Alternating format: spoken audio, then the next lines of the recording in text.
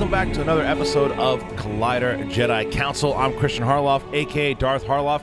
This is our Star Wars show, and we are getting close to The Force Awakens. My God, are we excited on this show. Now, joining me on the council today is the full council, but I also want to let you guys know out there that, yes, Tiffany Smith, the Smith Lord, she will be joining the show. She will be joining it next week. So, in her stead today, it is Boba Schnepp. The Schnepp man is here. What's up, John Disappoint you Smith fans, but I'm here instead. I think they'll be okay with that. And on my right, it is Mark 2D2, Mark Ellis. You know, I just realized this is the penultimate episode of Jedi Council before we see The Force Awakens. For all you kids at home, penultimate is second to last. Yes. All right. And next to him, it is Obi-Jon Kenobi. John Campea. John, how you doing? Yeah, I was just thinking the exact same thing. We have one more Jedi Council after this, and then we see The Force Awakens. And then we do awesome. a Jedi Council like right after. And then we Force do a Awakens, Jedi Council like the probably, very next day. Right. So we have a lot of stuff to cover today. There's a lot of cool stories that were out there today, and so we'll be taking your tweets as well. Mark, first thing we do here today is simply called the Star Wars Movie News. You read off said topics. What do we got first? I feel said topics, Christian. And this first one, remember when we saw Annie Leibovitz was visiting the set of Star Wars The Force Awakens? We're like, oh man, lucky her. She snapped some pretty good pics, and some of those are in a new issue of Rolling Stone, including an awesome cover art. Most particularly, at least according to Christian, is that there's a new image of Kylo Ren that looks very, very interesting. You actually get to see him sitting, looking, maybe even talking to Darth Vader. Christian, is this guy just crazy talking to his old relics, or does this mean something important? I think it's a little both. I actually, it's, you know, because John and I were talking about this the other day, and it does seem like a reverse shot of the shot that we have been seeing, the classic shot of that we saw in that second teaser. The over-the-shoulder shot. Yeah, just down. but we weren't sure, you know, exactly if maybe we assumed Kylo Ren was the one who was in the room with him with that, because look, there's been some fan art out there that had someone holding on to Vader's helmet, and some people thought it might have been Snoke, and because it didn't look like what Kylo Ren eventually looks like now. But now we're very clear. That's Kylo Ren. He's obsessed with Vader. He found the Vader mask on Endor. I love this picture. Schnepp, you see this picture. What do you think? It reminds me of, like, the background reminds me from The Empire Strikes Back when Vader was in his, like, special, like, you know, chill out room, whatever, like a little cone shaped, like, Right. That's what that background looks like to me, like it could Yeah, open it up. does. So it could be like you know, an isolation chamber where he keeps a lot of relics, and maybe the Darth Vader helmet is the one in the middle. So, John? Yeah, it looks to me like it's some kind of presentation room, if you will. Yeah. Probably there keep a lot of artifacts. What I do like about the picture the most, though, there are not many images out there showing Kylo Ren with the hood off right. and getting the full scope of the more and more Vader-esque helmet. Yeah. Because it even does a little bit of an angle on the back and start to come down. A little more of a mullet helmet than the It does have a mullet full-bone helmet, yeah. 80 metals Yeah. helmet back thing that Vader had going on. But clearly the admiration is there. You know, because it makes it easier to take your mask off when you have to. Like maybe we've seen some other pictures with actually Adam Driver, not scarred or anything, just looking like, you know, a really good-looking bad guy. This room, you guys are right, it looks like some sort of trophy room, and the Empire has no shortage of relics and memorabilia to put in there. The only problem is that two of their biggest, you know, space stations had been destroyed, so you don't have a lot of stuff that isn't, it's not mint condition. Clearly that helmet is not close to even near mint, but it's something that I think inspires people in this day and age, and clearly it's inspired Kylo Ren. Yeah, their budgets have come down. This is being held, I believe, in the Death Shack, as opposed to the right. Death Star. Yes. But, you know, the other thing is, as well, too, is that maybe that whether it's Kylo Ren or Snoke or whoever it is, maybe there's a reason why they collected that, not just because they're obsessed with it. Maybe are they able to pull some kind of force out of it? Are they able to, you know, because it's something that they have of Vader's that they're able to maybe collect memories. I don't know what it is, but maybe there's something that they're able to tap into it. At least Snoke is able to do it. Who knows? Oh, yeah, well, Force relics are supposed to be, well, it depends on how much you go into the extended universe stuff, because Force, these types of relics are supposed to be, like, strong in the Force. Right. They're supposed to have, like, residual Force energy or something that they can draw on, whether it's artifacts, holocron, whatever, have it. So maybe they're going to play into that a little bit with the helmet. here's a question: like, because you can have Force ghosts, and at the end of Return of the Jedi, Anakin shows up as a Force ghost. What if can he show up as a Force bad ghost? Which is I don't interesting to think me. It's like, Kylo because it Ren's seems like talking to him? Anakin Skywalker was saved. That soul Right. was saved, Right. which is why Right. he appears as a good Force ghost at the end of Return of the Jedi. It's Right. it's impossible for me to believe that they're going to take that and say, oh no, in the 20 years, 30 years since then, his ghost has become pissed off and is Right. now bad again. But Yeah. I think this Ghost is simply Obi-Wan cheated in him some cards, and now he's all Right. pissed Right. off. Much like the Patriots can't use their Lombardi trophy from last year to help them win any games, but it inspires morale there. And it's like, hey, we did this once, we can do this again. That's what I think it's used for. All right, what's next? Well, something that's going to inspire morale in all of us is if Star Wars breaks the all-time opening weekend box office record. Variety is at least guesstimating that it's going to hit around $170 million. And now, obviously, it's not because they think the film is going to be any less popular than something that we see in summertime, like in Avengers or Jurassic World, but it does open in Christmas. And as Christian and John like to point out, it does snow in some places in Christmas. That might hold some people back from being able to get to the theater opening weekend. But ticket sales on Fandango and other sites have already broken records. So, Christian, do you think that Variety is accurate when they say 170 mil? I think they're in the right target range. I think that What's your plus or minus? Well, that's what I think we're gonna do. I think we're gonna do that at the table. here. Define good. target Good. range. Yeah, I think we're gonna. I think we'll do. We'll give our numbers here by the end of this segment here. But I think that the more and more I hear about it, and the more and more the excitement, it's got a really good shot at beating Avatar. I mean, it really does. Well, Avatar didn't do very well. For all Opening time. I'm not weekend. talking about opening weekend. you're I'm talking about all all time. time. I'm talking about all Okay. time. All time, it's got a good shot at beating Avatar. Now, it's got to beat The Hobbit, 86 million to be the all time. It's going to destroy that as far as weekend goes. I am going to go ahead, and here's my number. I say 190 for opening weekend. The Force Awakens. What do you think, Mark? 250. 250. Yeah, 250. Sticking with that. I want to go down to like something like two. I don't know. The lowest that I'll go is 230, maybe 225, 230. But yeah, I think it could get upwards of 250. John? Okay, so I started off at long time ago at 150 because Right. hey, look, the You previous had Avengers beating it at one point. yes, I did. Yeah. And I said, because remember, the previous record, as Christian was pointing out, the previous record is The Hobbit 86. People don't rush out opening Right. weekend in December. Then the opening advanced ticket sales came. Right. And I totally, really adjusted my prediction by 100 million. I went to 250. Now, in that time, some of you guys have been tweeting to me some very good points, saying, John, don't forget that it is the hardest of the hardcore fans, that all true hardcore Star Wars fans rushed out and bought those tickets right away. That's not necessarily reflective of the general movie-going public. And I went, you know what? That's a really good point. So I will once again adjust my thing right now.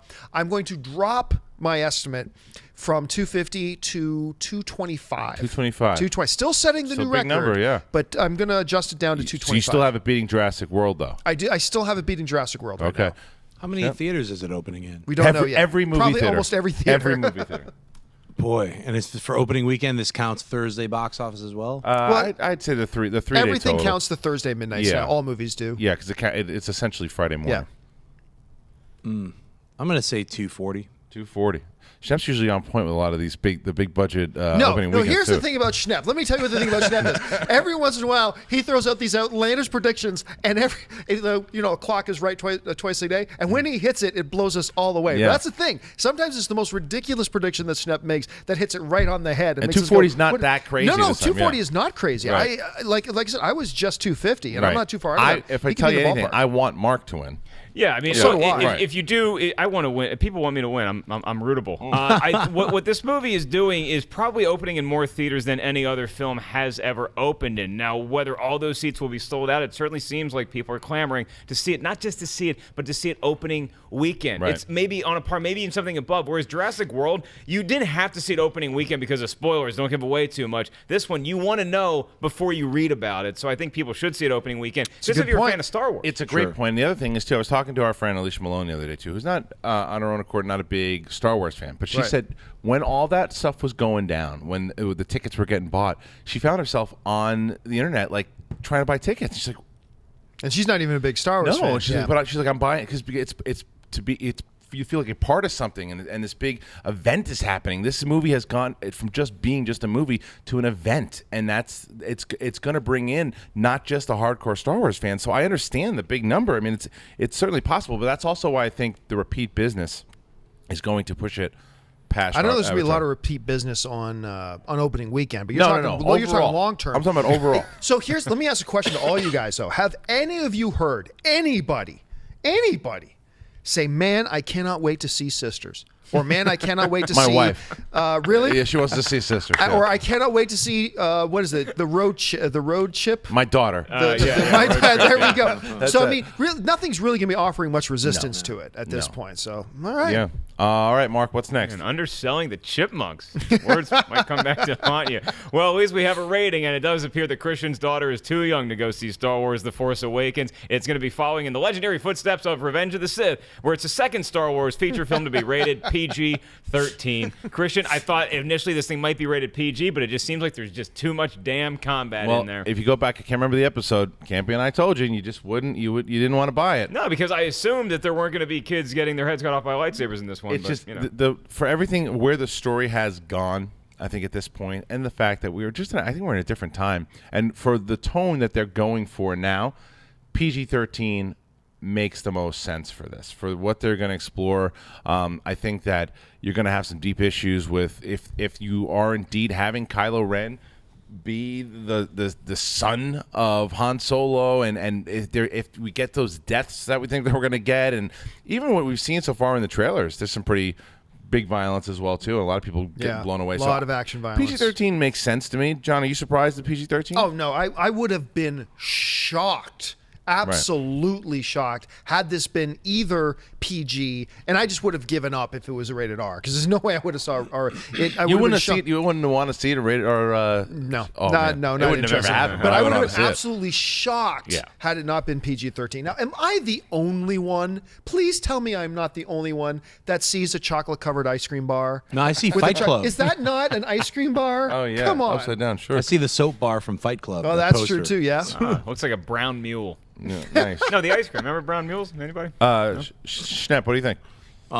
As far as the rating goes. PG-13, yeah. There's a bunch of younglings, and there's going to be Kylo Ren just on a spigot, just kind of a bunch of little kids. I don't know. I mean, I extreme thought you were doing a sci-fi. sausage grinder thing. Yeah. Is he going to drop children He's in a dropping sausage children, grinder? yes. No, he drops okay. the Ewoks in there. Maybe it is going to be rated R. Yeah, it's sci-fi, extreme sci-fi violence. I mean, that's one of the reasons The Matrix went R. It had a lot of action sequences that were really hardcore. I don't see. It's hard to think about Revenge of the Sith. We just watched it, I was like, that didn't really feel like PG-13. Oh, really? Yeah. You get a burn. The guy was burned alive, screaming his head off. All right, After well, his man. legs were sliced off. All right, you can.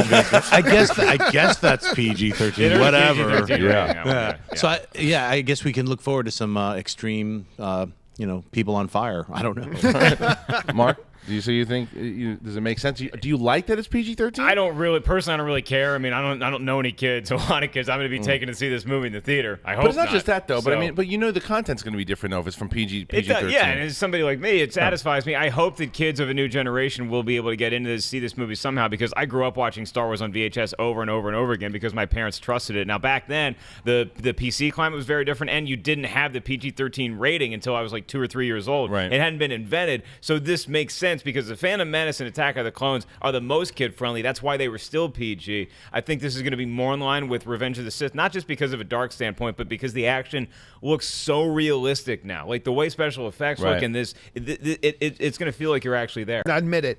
The movie you were watching over, your parents left you, was actually Star Whores, the porn, and you just covered up the whores part. Look, man, I just want to watch this all day. Okay, Mark, you go ahead. Yeah, my and mom look what happened. Yelled at my dad about Look that. what one. happened. All right, what's I next? still like boobies to this very day. Booby fit. Yeah. Well, speaking of boobs, you don't want to cast the wrong person in the Han Solo spin-off movie. You want to cast the Nice right segue. person.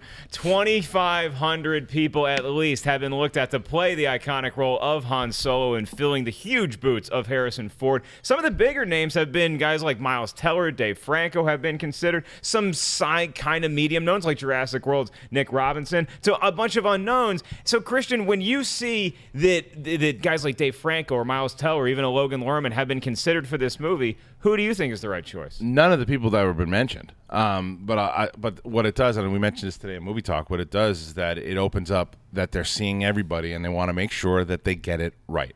They have a couple of years here before it's 2018, 2019, whenever this thing comes out.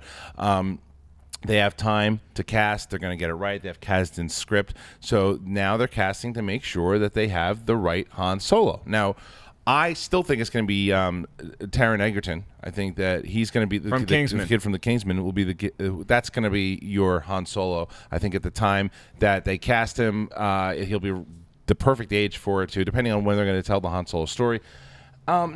Dave Franco is a name that I'm like, what the hell is Dave Franco doing auditioning for Han Solo? I like Dave Franco, but there's no way in hell he's Han Solo. You know, it's always good to get people in a room. If you're an agent, it's always good to get people in a room, even if you don't think that they're as the representation that they're right for this part or going to book it. There's a lot of roles to be cast in upcoming Star Wars movies, so it's never bad to get in front of those people. But Schnepp, you hear about this casting. Is there anybody out there that they mentioned that you liked, or is there somebody completely different out of those 2,500 people that they're going to see that you'd want to see? Yeah, I think a lot of them I would pass on. I don't know who the actor is on the far left there. That's the kid from Fault in Our Stars, and that kid looks the most like a young Han Solo. I mean, if you're going to go with like somebody who looks like they could turn into a Harrison Ford, yeah.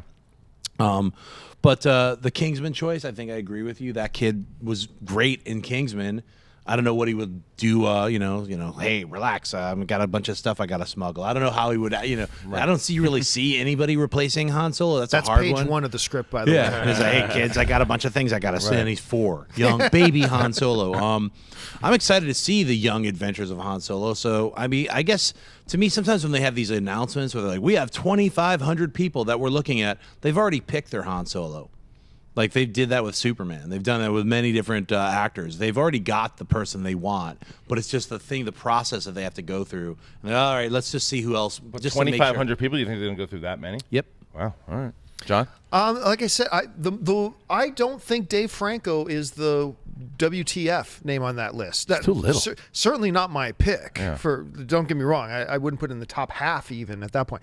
For me, if I had to pick the one WTF, it's Miles Teller. Even though I think he's a remarkable actor, just not the type. I said this on Movie Talk earlier today. Oddly enough, especially after seeing that, what was the one where Brad Pitt played War Daddy? What was the name of the movie? Glorious Bastards. Fury. Fury. Fury. Seeing Logan Lerman, Percy Jackson, in that, I think gave me. I always liked the kid. I always thought he was like a good young actor. Then came Fury, and it's like, no, screw that. He's a good actor. Yeah. Not just a good young. He's a really good actor. He's coming to his own. And oddly enough, despite the fact that he's Percy Jackson, I could totally see that. I don't think they're going to pick him.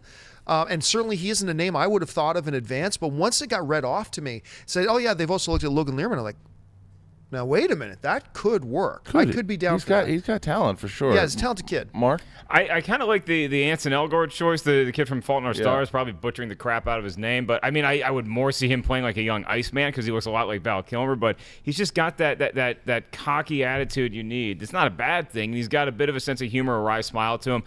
Of those people, I think he could do it, but I'd prefer to see an unknown actually, because it's somebody that haven't associated with another role at all. Do you consider Edgerton? I always say Edgerton, but Egerton. I'd be happy with that. Yeah. I would be happy with that pick too. Yeah. See, for me, also him, and I've been saying it, and I agree with what you guys said earlier. But I think that Anthony and Gruber should at least get an audition, and I'm sure he will. And if you don't know 2,500, I'd be surprised who they didn't. You would assume he's going to get one. Anthony and Gruber, who kind of made his name on YouTube by doing impressions of Han Solo. It's amazing. You should look it up if you haven't seen it. But then he was actually cast as young Harrison Ford in Age of Adeline. So the question is whether or not the kid can act and be able to carry a movie on his back for 2 hours. Yeah, I mean, I'd be shocked if we found out that he didn't get an audition. Like 20, I'm pretty sure Mark auditioned with 2,500 people. Twice. Call back. You got Ray, our graphics guy, said he auditioned. Yeah. All right, what's next? Well, if you didn't know, Billie Lourd is in The Force Awakens. Don't know who that is? Well, she has some royal lineage. She's Carrie Fisher's daughter, and we got a better pic of her in the film. Now, you can see her in that latest, I think it was the international trailer, where they're focusing on the conference room. It looks like a futuristic blackjack table. You can see her on the left, and then we got a better view of her, and she's working with some sort of droid. So it looks like she's going to be some sort of a communications expert. As a communications major, I can smell my own Christian. It looks like a pretty cool role for her. I think so. I mean, there was so many rumors that she was going to play young Leia in like a flashback and stuff, and she kept telling people. Which I think we all bought into. That could have been possible. But then she said, no, Yeah. I'm not. and she wouldn't go into what role she's playing, so we probably see the pictures. And that droid actually made an appearance in the young reader novel Moving Target as well too, who's working very closely with Leia. So it's cool to see that droid, in Force Awakens, and it's awesome to see him standing next to Harrison Ford or Han Solo there, and they're kind of around the board. I don't know what she's going to do. I think she's going to have a big role. No, but I think it's pretty cool that she's in there. But Schnepp, what do you think? You see the pictures? This is Carrie Fisher's kid. Yeah. She's doing an incredible job in Scream Queens. If none of you guys are watching Scream Queens, every episode she's wearing a different kind of ear bun in honor of Princess Leia. So if you check it out, cool. And it's a really funny. It's like the same people behind American Horror Story, but it's almost like Friday the 13th meets Heathers. That's how I would describe it. It's very funny. It's very, very dark, and it's bloody, and she's in it, and she's great in it. So I think she's a great actress. Mark? Not only is she a great actress, she's great at not giving away too much information. It's cool to see that picture of her, but even you worry about somebody on set who's not as familiar with Star Wars and its secrecy as Carrie Fisher, Mark Hamill, Harrison Ford would be. She's not blabbing about anything. Like, she could kind of tease us and say, no, I'm not in a flashback, I promise. She's something else. So I like that. You're not supposed to give away set secrets. That's Greg Grunberg's job. Nice, John. Look, let's call it spade. It's irrelevant. It's completely irrelevant. But still as cool. a Star Wars fan, it's nice that they're keeping it in the family. Right. So it is kind of cool to see that. All right, Mark, what's next? Well, next up we have it's a story that I think is really inspiring, and it might just be lip service at the same time. I'm not sure how to read it. It's Steven Spielberg has apparently seen Star Wars The Force Awakens 3 times already, and he's been quoted, or at least paraphrased, as saying it could be the greatest film ever made. Yes, ladies and gentlemen, the guy who directed 1941 thinks that Star Wars The Force Awakens might be the best movie of all time. Christian, how much do you read into these comments? The fanboy in me goes, yes, Steven Spielberg said it's great. And then I also go, yeah, he also said that the couple Transformers movies are pretty awesome. Did he too. say they were? What did He say produced about them, so he's excited He produced about them, so he was associated. Oh, you're gonna with love them. They're great. So, but I don't. But the fact that he saw it 3 times, it's Steven Spielberg. So you want to believe that. To see it 3 times already is great. George Lucas hasn't seen it once. He's seen it 3 times already. Lawrence Kasdan. George, you got to see this new movie I just checked out. You love it. I don't really want to. And then you have Lawrence Kasdan, who just did an interview and said that he's seen the movie obviously 7 or 8 times, and how excited he is. The most excited he's been since Empire Strikes Back. I strike a little more validity right now in Kasdan saying it only because he's working on it, and yes, he wants to sell you on it because he's doing it. But Kasdan's always been that type of guy that when he's made a good Star Wars movie or they're doing something good, he's very vocal about it as well too. And he was so excited to have JJ on. So here's Steven Spielberg talking about how he likes it. Of course, it's encouraging, and it's a nice person to endorse your film. But I'm not jumping for joy yet. I will be on the 14th. I kind of am. And I'll tell you why. It's because Steven Spielberg, he saw it once, and he must have loved it so much he had to go back and see it 2 other times. Nobody's forcing him to go see this movie. He wanted to check it out 3 times, and an imagination like that, a mind like that, to want to see something like, I want to see that shot again, or I want to see this character again. That spells a lot of great things for Star Wars. Jeff? Okay, so tell me again, what did Spielberg say about it? He said it could be the greatest movie of all time. Okay, so here's the thing. It shouldn't be a surprise to anybody that Spielberg has, well, first of all, the access to see it. J.J. Abrams idolizes Steven Spielberg. And he's friends with Kathleen Kennedy. And he's friends with Kathleen Kennedy, very close friends with Kathleen Kennedy, and he was very, very close friends with George Lucas for decades. They've been friends. So it's not surprising. Okay, I am so trying not to get too excited about this. Because Steven Spielberg, in my humble opinion, is the greatest filmmaker of all time. There's never been a filmmaker who can do the wide variety where there's comedy, sci-fi, action, fantasy, drama, period piece, whatever. He can do it all and do it better than anybody on the planet ever has. He went to go see it 3 times. Fuck! I'm excited. I am excited. Steven Spielberg says the dewback fell off. Might be the best film he's ever seen. There's got to be some lip service to it. Because JJ idolizes him, he's friends with everybody there. I'm gonna account for a little bit of lip service, okay? But if he didn't like the film, he would say, "Hey, it's really great." If he was playing lip service, right? For him to say that, at minimum, even if you want to put a BS meter on it, At minimum, he really likes Right. the film. Yeah, right. At minimum, this is Steven Spielberg, greatest filmmaker in the history of the business, and he's saying it might be the greatest film ever made. Of course you get excited. Of course you do. Yeah, I would say that, the lip service part would be if he saw it twice. Yeah, maybe. It's the third time that's what made me excited. That he's seen it 3 times, because I think the first time was it could have possibly been a friends and family screening, or it could have also been because JJ's worked with him so many times on different projects, and he idolizes him. He could have been like, hey, can you check this out and give me your what doesn't work or what could be trimmed or this, that, a spot session. But, him seeing it 3 times, we're going with, a rumor that he's seen it 3 times. I'd believe that he's seen it more than that, if the case may be. He might have seen early versions of it, and then he's actually officially seen the finished one 3 times. Maybe showed it to his family. I don't know. It's pretty exciting, though, to hear that he said it's possibly one of the, was he saying the greatest? His quote was the biggest, not the greatest. The Okay. biggest movie. Oh, okay. Big difference. I saw another quote that said earlier that he thinks it could be the best movie of all time. Okay. Those are 2 very those different Those comments. are different. Okay. Very different Also, comments. it's not the best Star Wars movie of all time. He's talking about movies in general. Well, even if it was just limited to best Star Wars movie of all time, That's pretty much the best of all time. that's pretty much close to the best of all time. Then That's so. a pretty good sign off that we should all be very excited for 2 You weeks think? from now. Yeah. So Absolutely, yeah. I mean, yeah. When it's somebody like that, that's like Mel Brooks seeing a comic and saying that could be the funniest person that ever lived. Yes, you Yeah. know? that's exactly. Well, it's it. funny because it also a lot of it came out of this article. The reason that Daisy Ridley's on the bottom there because it was an article Yeah. that Daisy Ridley had said that Steven Spielberg had seen it, and she also in that article talked about how J.J. Abrams. I think that I don't know if it's in our next story.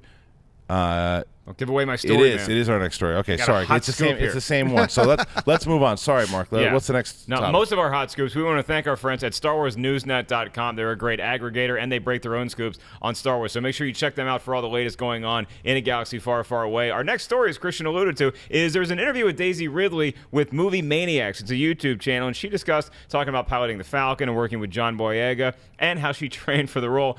Christian, my biggest takeaway watching this interview was just how excited she still is. Every interview she's in, every time she talks about this, she still seems giddy, like somebody who is just lucky to be there. Yeah, she absolutely is. And going back to what we were talking about with Spielberg, it was Daisy Ridley who originally said that about Spielberg. And in that interview, because this will kind of tie into some of the stuff she's saying here, she talked about how J.J. Abrams on day 1 said that her acting was wooden. Told her that, and she was like, it was her first day on set, and JJ said it to her, and she was like, oh my god, like she flipped out. From what I've seen in the trailer so far, she doesn't look wooden at all. Right. But when you hear that she said that JJ said that to you, are you concerned at all when you hear that, John? No, it sounds like good coaching. Yeah. It's and what I want to hear is that JJ told her that on day 1, not on day 76 Right. of the shoot. And he just kind of put up with the wood. No, day 1, this is what a good director. Remember, I always say this: the first responsibility of the director is to get the best performance out of their actors that they can. And JJ Abrams, being a good director, he recognized that in his actor, and he wants her to be the best she can be. Tackle that right up front. This isn't working. Maybe it's nerves. Maybe whatever. Addressing that on day 1, that actually gives me confidence as opposed to anything else. I agree, and I think what it also says with Daisy Ridley is that what we don't realize with this girl, though, too, she basically did a couple commercials and a film or Any two. of us here ever? No. No Year one and a half knew ago. who she was Year at and a all. half ago. Anybody just know her name? No, and we were really accepting in the fact that this unknown because we kind of wanted to see a really unknown like a Carrie Fisher or Mark Hamill were. So it was really cool that they did that. But you also have to realize, I mean, and just going back to what Kasdan said in that interview, it's such a different time now with Star Wars because of all the access that you have with the internet and all the people and the millions and millions of people that watch the trailer that quick. This girl's a superstar already, you know, and she hasn't. The movie hasn't even come out, and it's got to be so overwhelming. She's not used to it yet, and she's handling it like a pro. But you hear some of these things that Daisy Ridley's saying, and so far what you've seen of her, and the comments with the wooden. What do you take so far of Daisy Ridley? she sounds really cool. It takes a lot to admit something like that, to say, Right. hey, you know what? The director on the very first day said I was wooden. I wish George Lucas said that to Hayden Christensen on the very first day of shooting of Attack of the Clones. It would have been like, do your George Lucas. You're coming off as a little whatever. I wish that happened because that might have changed a lot of things in Attack of the Clones and Revenge of the Sith. It's the relationship that you have with actors. They trust you. You're directing them. They trust you implicitly. If they're not coming through and they're not delivering what you're trying to get from the page, from the script, you have to let them know. You don't not say anything. That's your job as a director, is to tell them, hey, I didn't feel that. Can you try it again? Try it a different way. Try to dig in. Let's talk about the scene again. What is it you're not connecting with? So I'm really excited to see what she does, especially now that she's come forth and said, that was day one. JJ was with me on it. He helped me through that. Let's see what happened. And keep this in mind too, like in case some people are getting nervous, but why didn't they get somebody who was talented enough that they could bring her in where she wouldn't be wooden day one? Keep this in mind too. I'm sure she is remarkably talented, but this is not just a girl walking onto a set of a Star Wars movie. She's never been on set of a major motion picture at all before. Look, I'm a poker fan. Tomorrow you tell me I'm going to be at the final table of the World Series of Poker, I've never been on a stage like that. So this is an actress who is now, first of all, on her first major motion picture set ever, and it's a Star Wars movie. And by the way, Harrison Ford's over here. Meet Harrison Ford. Meet the Millennium Falcon. It's right there. And by the way, you might be flying in some scenes. It's incredible.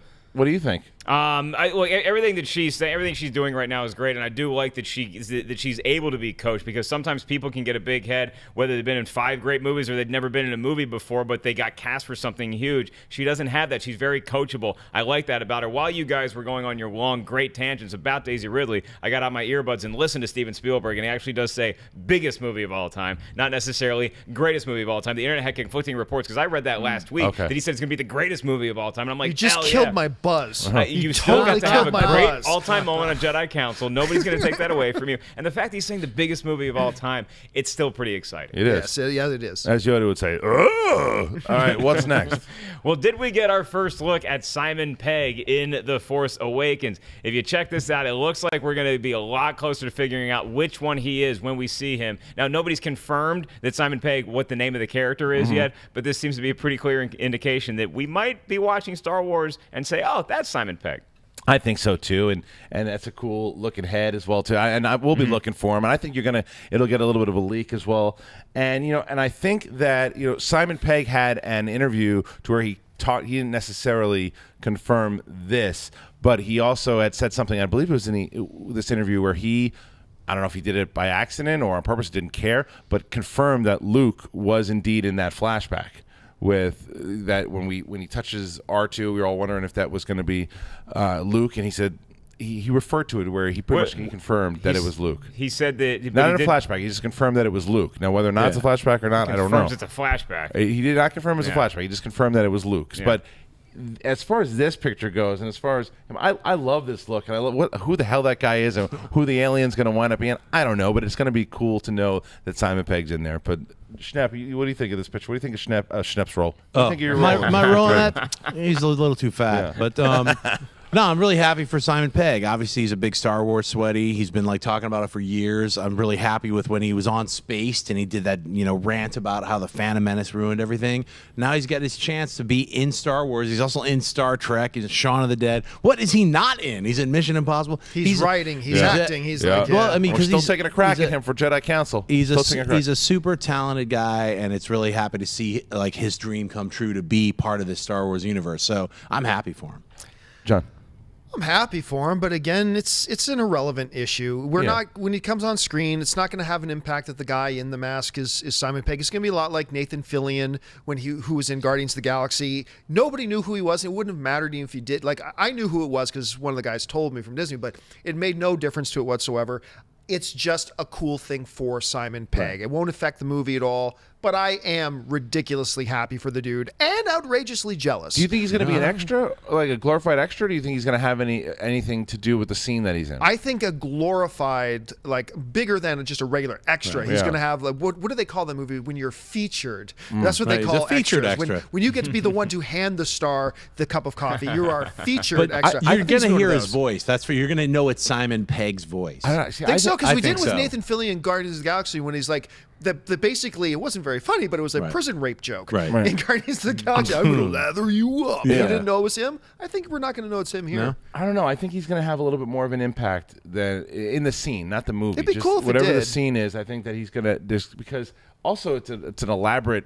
Because I think with Nathan Fillion was it a all CG? CG. Yeah, I think with this one it's pretty elaborate. Now, Yeah, but there's I know gonna there are be- a lot. there's I gonna know be a there are a lot lot of elaborate. elaborate I know, but costumes, just for Simon Pegg to get dressed up in that elaborate, maybe All give of him us something would have to done do. that too. I mean, he's acting like I know, any huge I Star know. Wars fan would on that Remember, set. He's just Simon geeking Pegg out. also did this for George Romero's Dawn of the Dead, one of the Dawn of the Dead sequels. Him and Frost just got all zombied up and was like, for like 1 second. They do all that, so they're into that. So. Yeah. True. Mark, so what do you think of the look? Yeah, I mean, I think it looks great. It just must have been so cool for a huge Star Wars fan like him to be on that set and finally meet Daniel Craig. Nice. All right, what's next? Next up is BB-8. There's a cool short video on how BB-8 shows emotion, on how those panels on his body work, and basically how the personality of a droid can come through and actually touch us inside our feels. Christian, you saw this vid. It's pretty cool. And when we were at Star Wars Celebration, they brought BB out live on stage for the first time. And we're like, holy crap, that thing's real. We all thought it was CGI. Now it's going to be under everybody's Christmas tree in real form. Yeah, and it's interesting too because there's conflicting things. I thought that the original design of BB-8 was based off of Macquarie art. I thought that of what R2-D2 was originally supposed to look like, and then in this Entertainment Weekly video piece as well too, they said that it initially came from an idea that J.J. Abrams had and a sketch that he made, and then it evolved into BB-8. So I'm curious at what actually happened. The other thing is that there were questions as far as is BB-8 going to be a female droid, because there were people thinking that it was going to be. I think Kathleen Kennedy alluded to that at one point, but then they said as it was developed, they are referring to it as a he now. So BB-8 is indeed a he from what they say now. But this character is, I think, at least for The Force Awakens, is going to be our new R2-D2 of this movie. John, do you see it any different? This little thing is going to be the #1 seller around Christmas time of anything, whether it's on lunch boxes, a little remote control, like in my house right now. Anne has gone psychotic for BB-8. Really? We have one that's about this big right now. She's got that remote control one that operates with your phone and actually can run on its own and shoot around the floor, all that kind of stuff. My favorite little cartoon on the internet the past 6 months. Have you seen this one where it's like supposed to be The Force Awakens, and you see Kylo Ren saying, the resistance is destroyed, your plan worked perfectly, Emperor, and then it turns and it's BB-8. Oh, yeah, and then yeah, it goes yeah, to yeah. a little kid sitting in a movie theater with his BB-8 hat and BB-8 cup, and it looks like he's gonna cry. And that happens. I mean, this thing was designed to be the #1 toy selling thing in the world. When they, like, make no mistake, when they were designing him, they want to work well for the movie. Yes, but when they designed him, they're also like, this thing is going to make us all rich. We're going to sell so many toys of Right. this. And you're right. The moment he rolled out on stage at not at D23, but at Star Wars Celebration, you could tell the audience ate it up. And you're right. He's the new R2-D2. Well, when they said he's got an attitude too in this piece, they were like, it's got a little more bit like Chopper, maybe. I was thinking more like it could be Chopper. If you're not familiar, Chopper is a droid from Star Wars Rebels, and audiences have really responded to him because he's got more of an attitude. Is where R2-D2 is always the good guy. Yeah, he'd mouth off and say some stuff too. R2-D2's got some attitude. Absolutely, got some spunk to him. But Chopper, you'd feel would kind of, push you down an alley if you weren't looking to throw you off a cliff. But you hear these things on BB-8, Schnepp. What do you think overall? What they're saying about BB-8 and the overall evolution so far of the droid? Honestly, it makes me laugh a little bit about the argument whether BB-8's a female or male. Right. It's Yeah. a robot. It's a robot, And yeah. it's an android. It doesn't even have a voice when it's just yeah, beep, it boop, beep boop, up. boop. So, But does you the know, robot have a penis or a vagina? That's what we want Right. to know. Right. Well, they have both, Mark, as you've seen. PPV. R2-D2. A BB-8. hermaphrodite Yeah. droid. Uh, You heard so, it here yeah, first. they're sexless. Robots are sexless, so it's a little weird to me to even just figure it out. Like, it's a robot, you know. Well, but you see, the same thing though. Like C-3PO though, is clearly, you would say, is male, wouldn't you? R2-D2 He's stuck got his a thing male in voice. every Voice, spaceport yeah. he could find. That's really what it is. R2-D2 is very Yes. spaceport. R2-D2 is a sex fiend. Yeah, he is a it's true. sex Got a fiend. problem. So but they don't have female or male voices yet. So with Right. the BB-8s or the R2-D2, so to me it's a kind of a weird question about that. But I love the character. I think that they figured out a real way to overcome. I know all the production documentaries about Star Wars Empire Strikes Back, all of the ones where they had R2-D2, that creature was just hard to wheel around. Right. They always had problems with it. Now you go to any convention, you have like fleets of R2-D2s. They've finally figured that out. BB-8's an amazing device that's real. Like you can really have like, Right. obviously it's not a real robot yet, but that device, the way they have it mechanically moving around with magnets and stuff, it's fantastic. And it was some of those fans that created some of those R2-D2s that were going around were discovered by Kathleen Kennedy and company. They said, you should come work for us and develop And they stuff. do it. And they Talk about helped build dream. BB-8, and that is Bob, awesome. Yeah, and Bob Iger helped develop the technology of BB-8 as well. So it's pretty fascinating stuff. All right, Mark, what's next? Well, next up, we got a new TV spot, and we got some evil in us. It kicks off with the Imperial theme that we all know and love. We got a lot of reds in this trailer, and we have Snoke saying, we think it's Snoke saying that there's been an awakening. Have you felt it? But it's in an even lower and more ominous tone. Christian, this must have kicked you in the ass. It did. I mean, it came out like, I think the day after we did Council last week, too, or whatever. It was like 5-6 days ago, and I was getting tweets about it, and I saw it, and I jumped the gun a little bit, too, because I had posted, if you watch, there was one trailer, one version of this, to where he starts talking, the Snoke pops in, there's been an awakening, have you felt it? And then it sounded like his voice shifted and it was somebody else, and I almost thought it was like Max von Sydow, and not that it was Max von Sydow as Snoke, Max von Sydow as the character that he's playing, a good guy, whatever he was, talking to maybe Poe. But then I started re-listening to it and going over it again, I'm like, it seems like it clearly is Snoke basically telling Kylo Ren, you've never had a mission like this before, and the feature basically we haven't really had a full feature yet of the short trailer or whatever it is of the what's it called, the First Order. The First Order. Yeah. So I was gonna say the Empire. It's gonna take me a while to get used to the pretty Empire and the much the First Order. Empire. But so it was nice to see this focus in this picture, man. You talk about not Snoke, but Hux. Yeah. Alone. I want to see how fierce these guys are. Are they going to be the bumbling stormtroopers, or are they going to be menacing? You know, what does this First Order really? What kind of fear do they install? Mark, I want to see why it's red. I mean, they ain't gathering to watch the sunset, kids. Something is going down. It might be a display of some news station's power. Like, look what we can do now. And then it may just be a filter for the trailer to get you excited about the movie. But I think something's going on there, man. It doesn't look good. What about the Snoke stuff that you heard the voices and stuff? I loved hearing the Imperial music at the beginning. Again, that could just be selling us to get into the movie. We don't get the Imperial theme. I think you will get it though. This trailer showed a couple new things too. And also speaking of BB-8, I'm not sure if it was this one or the other new trailer that came out where you had the Millennium Falcon doing the barrel roll, then you saw BB-8 do an entire thing. That was really, really neat. Schnepp, what do you think of this spot? Well, this scene particularly, like we see it in other trailers, but not with this red hue. Right. So I'm wondering, is this a final color correction, like what they call in post-production, where this is like the final scene where they've done this red hue, or is this? It's regular looking, they're having this big announcement, and then something happens, like you're animating, like something is going on where the sky changes. It's and the turns First red. Order father-son picnic, you know? Yeah. Just, hey, They're like, look at turn what this us- guy It's just a red. really long speech that Right. Hux gives. It was Right. bright and 24 sunny noon when it hours. started. What if That's that's a straight bitch, up? 56. What if that's the entire movie, 2 hours and 10 minutes of a speech? Yeah, I thought this newer look at new scenes and a little bit more dialogue from Snoke. I really am excited to see what this Snoke character looks like. You guys are saying it's a moon, so it's those like long, tall, like long-faced, weird-looking guys, right? That's Moon. what the Yeah. Moon, We're is that how you say it? We're thinking, we're speculating. We're guessing. We're guessing, yeah. John, what do you think of this? I of this enjoyed spot? it. Enjoyed it very much. It gave us a little bit more exposure to the voice and a little bit more, I think, subtly, a little bit more exposure to the relationship between Snoke and Kylo Ren, especially when he says, even you have never been tested like this. I mean, Right. so it gives you just a little bit more insight into it. And, I said a while ago, I don't want any more TV spots. Do not want any more TV spots. Thank you very much. I've enjoyed what you've shown me. Time to move on.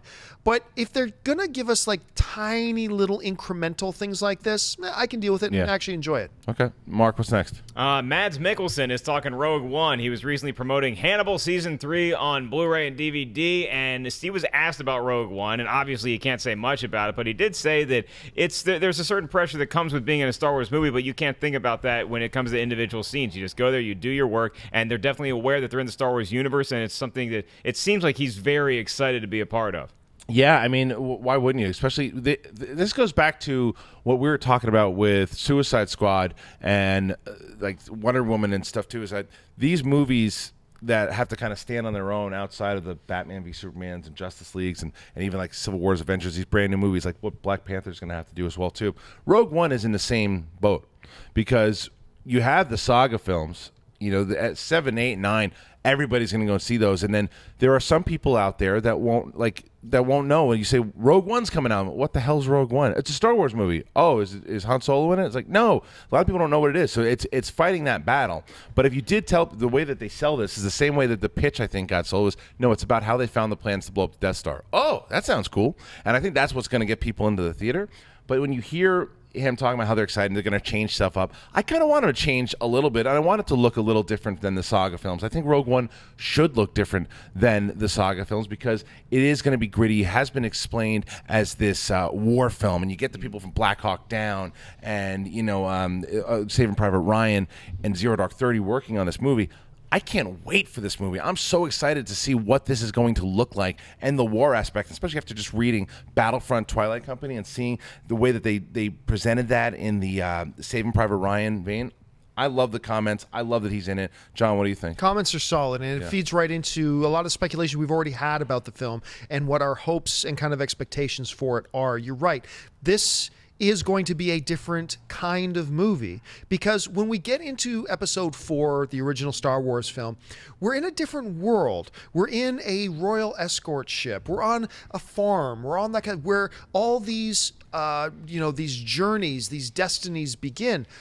We haven't seen the front of this war that is already ongoing between the rebellion and now in full bloom between the rebellion and the Empire. This is now going to take us into that. All the events of Star Wars that we've seen up to this point, with the exception of Hoth and what we see later on in Return of the Jedi, are kind of over top of that, the war that's going on underneath. Like Obi-Wan and Luke are flying after the Death Star, off doing this while war is going on. Right. And for us to now delve into that world and see that, it is going to be different. It's going to be new, and I, for one, am very excited about it. Mark? I like that he said that Gareth Edwards is taking a very personal and a very different direction with this one. But again, it's in the Star Wars universe. And when I read those, I was like, well, okay, so how much are they focusing on this small band of rebels that may be different from the rest of the rebellion? We don't know that yet. And because there's such a huge search going on right now for Han Solo, have they found anybody to play Princess Leia? Or is she even going to be in the movie at all? Because nothing's been said about that. Well, Forrest virtually, Whitaker got cast. Forrest Whitaker got cast, not as Princess Leia. Oh. I don't believe so. Oh, okay. Schnapp, what do you think about these comments? I love Mads Mikkelsen. I think he's a fantastic actor. His comments got me really excited because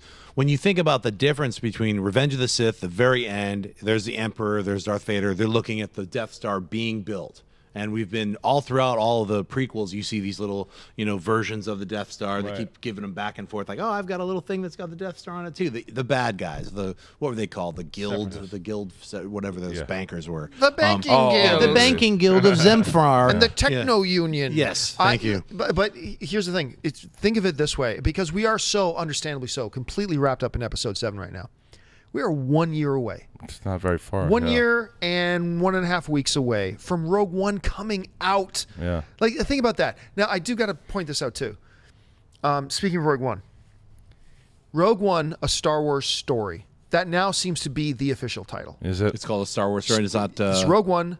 It's not Star Wars anthology. Okay. It's Rogue One. I won't say a that, Star though. Wars story. I'm not going to say that. And I'm not going to say it either. Yeah. Look, we love you, Lucasfilm. Love you. This is stupid. You're idiots.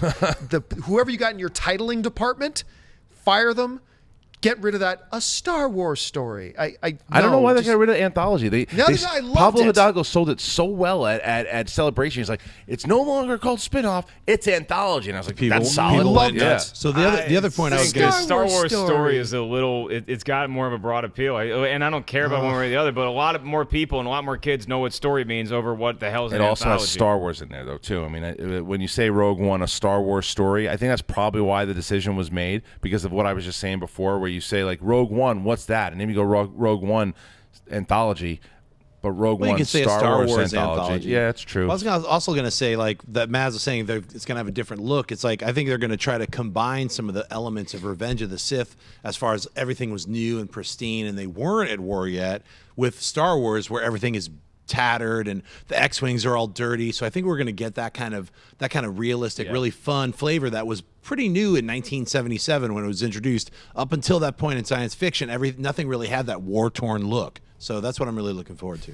All right, last one. Do you have any previous job experience? Yeah, I used to be the titler over at Lucasfilm. Didn't go so well.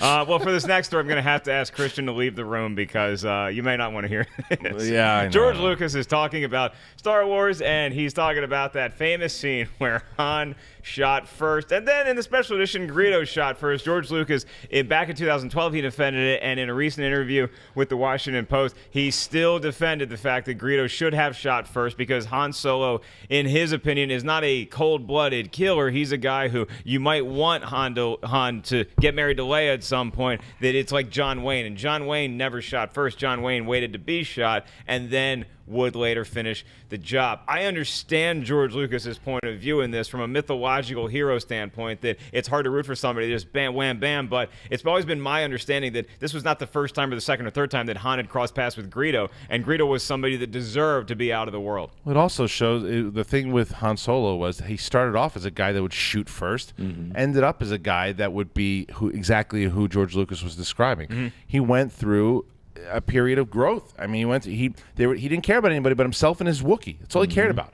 And then he meets this kid, he meets this girl, and his priorities changed. I believe that it happens. It's real. I still, and we don't know what is going to happen, what versions. Is it that big of a deal? Who shot first? I mean, it's.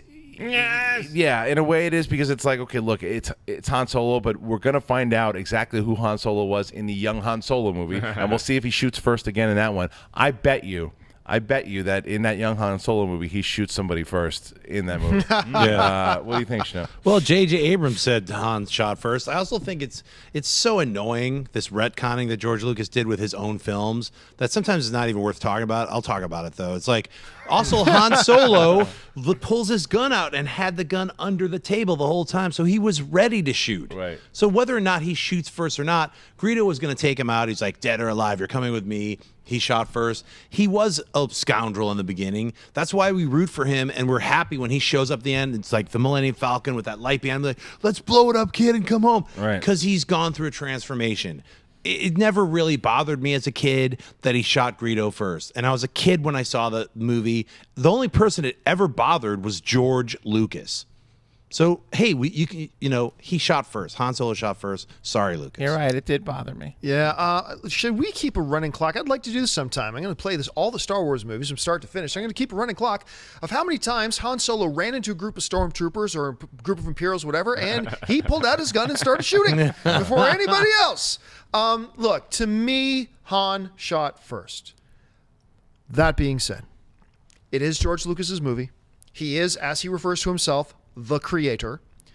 And if he retcons his movie and says that Greedo shot first, then Greedo shot first. I mean, to me, Han always will, because that was my first experience to it. It makes more sense for the character, all that kind of stuff. But I have to acknowledge that that's just me holding on to that because that's the way I want it to be and the way I want to remember it. But if you ask me to put it down on paper, who shot first, really? It's George Lucas's universe. And if he said that Greedo shot first, as much as I don't like it and I don't agree with it, and I'm with all of you guys, then Greedo shot first. No, John, no, wait. You can say I agree with the 30-year-old George Lucas before he lost his mind. Which George Lucas do I tend to agree with? Yeah, I that's know. That's the George Lucas I agree with. I know. Before he would gave up. and the older one would tell you that if he was younger, if he had the toys that he had now, the special effect toys that he had, he would have done that back in the day. And it's like, doesn't matter. Doesn't matter. Doesn't matter. Mark? Yeah. I do like the effort of the special editions, though. I like that they were trying something new, that at the time as a Star Wars fan, it's like, oh, you can see George Lucas is tinkering with stuff. This is going to make a great prequel trilogy. Whatever happened with the prequels is up to your opinion, but seeing that on the big screen for the first time, it was something new and different. Yeah. All right, that's everything for the Star Wars movie news. Now we move into our next segment of the show, which we like to call What's the Deal with Canon? Everything happening in the world of Star Wars, whether it's the books or the comic books or the video games, anything that ultimately ties back into the Star Wars lore, the history, the actual history of the Star Wars story. And we have a couple things this week. Mark, what's up first? Well, we have a big deal with canon to kick off. Is it Star Wars Rebels, the popular TV show that everybody here loves, has been renewed for a third season, ladies and gentlemen. You know what this means. We get at least one more appearance from Freddie Prinze Jr. on this very very show. And it's such a cool show to watch. It's such a great entryway into the mythology for kids and adults. And Christian, the fact that it's been renewed for season 3 and the timelines are going to be coming so close to Rogue One, you got to think we're going to see some Rebels characters in Rogue One. You would assume so. You certainly think that the storylines will line up in some way or another, because Kiri Hart, who executive producer of the show, was asked about Rebels and Rogue One, and she said, we're very aware that they are happening at the same time, alluding to the fact that we're probably going to see some kind of crossover into season 3. But it also is very promising because of all the things that they're building up, and it's a clear, like, they know where they want to go. So I love that it got picked up for season 3. It's not a shocker. The show's super popular around fans. It came out at the right time, right before The Force Awakens. It's got characters people are absolutely loving. It makes sense it got picked up for season 3. Do you disagree? Not at all, and I want to see many more seasons of Star Wars Rebels, or at least see what happens to Ezra and Kanan. So, Christian, we do have a review, and I know that you guys have the after show of the most recent episode called The Future of the Force. Did you guys dig it? We did the after show. It was myself and David. John wasn't able to be on yesterday. We were getting ready to shoot it, and then I got called into a meeting, and I couldn't. Sucked. Well, that's great. So this is John. John, what did you think of the Future of the Force episode? This is the most recent Rebels episode that came out, and as well as your thoughts on season 3 getting picked up. Oh, okay. First of all, I'll start with the season 3 thing. Duh. Yeah. The show is going great. As far as I'm still a little perplexed that they kind of shuffle it away on Disney XD, but whatever. But it's doing great for where it's at. The quality of the show is sharp and good. They're telling a great story. You picked this up for season 3, so I was completely not surprised, but very happy to hear the news nonetheless. This past episode, very strong episode. Not my favorite of the year so far, but a very strong episode. Love seeing the lightsaber battle between Ahsoka and Fifth Sister and Seventh Brother, although I thought the fight should have been a little bit more one-sided, because she's a full-fledged, experienced, long-time Jedi, even though she's not technically a Jedi because she left the Order. I understand that. But still, she should have been kicking their butts a little bit more seriously, not as badly as Vader kicked Kanan's butt. Someone made a good point, though. The thing is, and I don't want to spoil it too much, but the point that a fan had made, and then I even hear in Filoni too, she wasn't breaking much of a sweat, and the reason why when she was smacking them around, the reason why is because she was waiting for the ship to take off. She was buying them time, and then when the ship took off, that's one way you could look at it. That's when she starts smacking them around. Okay, if you look at it that way, that would make sense. That would be good to see. I would have liked to have seen her taking them down a notch or two. But still, that being said, the whole idea about the Inquisitors hunting Force-sensitive children, it's just a good, solid episode. Yeah. Schnapp, I know that you haven't been. You've seen Siege of Lothal, but the snippets and stuff that you've seen, you and I watched the preview for next week. What are you thinking of Rebels? I'm bumming I haven't seen all the rest of these episodes yet. I will be catching up. I mean, I'm very excited about all the new storylines that they've introduced in this second season of Rebels. So by the time third season, I'll be a full Rebels, have seen it all guy. Awesome. Well, I look forward to talking I'm with to you, about man. that. I got more TV homework than I do movie homework. I know, it's I have insane. Jessica Jones to watch. I have Star Wars Rebels to catch up on, and then that's before Sunday when there's But it's great football. because they are, although I'm constantly complaining about the fact that the episodes feel so short, they are just short little 22-minute episodes. You can kind of blow through them really fast. All right, Mark, what's up next? Well, we got a new comic book on shelves this week, Christian. It is Star Wars issue number lucky 13. Was it lucky for you? It was, because what this is doing, this is the third issue combined with both the Vader and Vader Down. It's the Vader Down storyline, that cross promotion. Is it kicking off, or is it just continuing what we saw in Vader Down? This is the third issue. They started with just a Vader Down issue where it started the arc, and then it went into the Vader comic, and now it's going into the Star Wars comic. Both myself and Schnapp have read this. I think we're on the same page. It is incredible. From the artwork, the storytelling, the mythology, the evil C-3PO and the evil R2 finally Fantastic. It's so great. Not literally R2 and C-3PO. No, it's not. You And can't do that. evil versions. It's like a different version. Like Dexter droids. The evil droid is 000, and then BT is the evil R2D2. The evil R2. It's really well written. It's gotten Vader back up on that arc. The way it started was on the up, and now it's back on the up because of this arc, and I'm loving everything that's coming out of this so far. And just like Luke discovering himself and Just discovering the title temple. Vader Down, and then why you realize it's called Vader Down is he's shot down after taking out 2 squadrons of X-wings. Yeah. That first issue had me hooked because I was like, yeah, I'm going to be on the show. Let me read these. I couldn't. I was like, what's the next one? I was like, I read all 3 in a super high speed because it's a lot of fun. The artwork by Diodato is incredible. Right. It's just fantastic artwork. All the dog fights look fantastic. I feel like I'm in a Star Wars movie while I'm reading this comic book. It's really fantastically written by Aaron. What's his first name? I remember. Aaron. I think his last name's Aaron. But he's doing a great job. Both the artist and the writer. Incredible synergy going on, and I really like that it's Darth Vader hunting down Luke Skywalker. Luke doesn't know that it's his dad yet. Right, and obviously. Leia's going after Vader. Leia Totally. suits up in the rebel gear and wants to And it's all like go taking after place Vader on and this take one him I was out. going to say, planet. that chick's dad looks pissed. Yeah, well, she's after him too, and everyone feels what I love about it too is like you don't feel like John, like the problems that we've always had with some writers who just like feel like they're writing Star Wars. You don't feel like you're reading you feel like you're just watching the characters and they're going through this. So I recommend it. If you're not reading the Vader Down arc, you should definitely check that and out. Vader is a badass Yeah. in this. I mean, he's like you should be Ruthless. afraid of him. Yeah. Really. All right, what's next? Well, after this next story, you're going to want to call your travel agent and say 2 tickets to Jakku, because you can go check out all that the Desert Planet has to offer with Google Cardboard. It's this new Google app where you can look at different virtual reality kind of things, and the Jakku, you can see a lot of stuff, and I'm guaranteeing that there's got to be some sort of like nods or Easter eggs of Force Awakens stuff. I just haven't personally been able to find any yet. Did you get a chance to check this out? Yeah, I did it. Wendy brought it in yesterday. Yeah, and Wendy let did us you- all did check you- it oh, out. yeah, so I we did all, too, yeah. We all checked it out, and I mean, it was funny because I was looking around and Steph's like, "You look like an idiot, dude," and then I'd give it to him. We're like, "Whoa, we're doing the same exact thing." You can see the I planet. look like an You're idiot. standing there, and then you start turning in circles. Yes. Like, doing, oh my You look gosh, like a look at strange this." homeless Yeah, person or yeah. demented. Like, why are you wearing a cardboard box over here? Silence! I'm in another galaxy. You know, Job from The Lawnmower Man started out with not that much intelligence, then he true. gained a lot. But there's like 12 parts I think that are coming out. So like there's more and more and more. But it's crazy. I really enjoyed what I was looking at so far. What did you think of it, John? Oh, it was. I was actually getting a little bit of motion sickness.